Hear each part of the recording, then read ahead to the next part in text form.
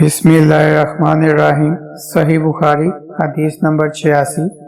اسما سے روایت ہے کہ میں عائشہ رضی اللہ عنہا کے پاس آئی، وہ نماز پڑھ رہی تھی۔ میں نے کہا کہ لوگوں کا کیا حال ہے؟ انہوں نے آسمان کی طرف اشارہ کیا، یعنی سورج کو گرہن لگا ہے۔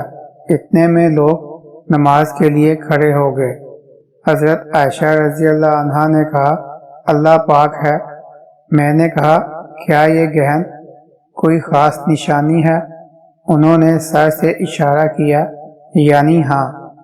پھر میں بھی نماز کے لیے کھڑی ہو گئی، حتیٰ کہ مجھے غش آنے لگا تو میں اپنے سر پر پانی ڈالنے لگی۔ پھر نماز کے بعد رسول اللہ صلی اللہ علیہ وسلم نے اللہ تعالیٰ کی تعریف اور اس کی صفت بیان فرمائی۔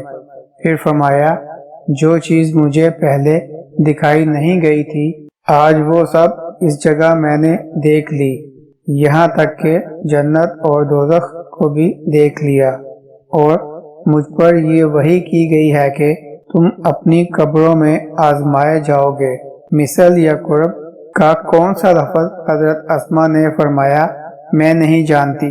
فاطمہ کہتی ہیں کہ یعنی فتنہ دجال کی طرح آزمائے جاؤ گے۔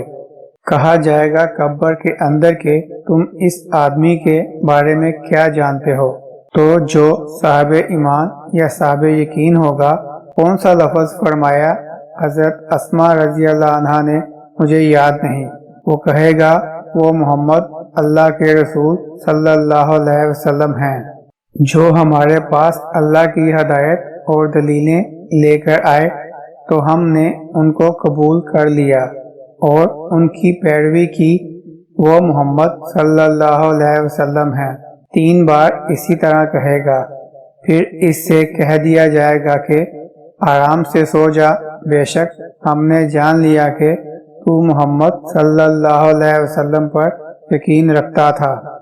اور بہرحال منافق یا شکی آدمی، میں نہیں جانتی کہ ان میں سے کون سا لفظ حضرت اسما رضی اللہ عنہا نے کہا، تو وہ منافق یا شکی آدمی کہے گا کہ جو لوگوں کو میں نے کہتے سنا، میں نے بھی وہی کہہ دیا، باقی میں کچھ نہیں جانتا۔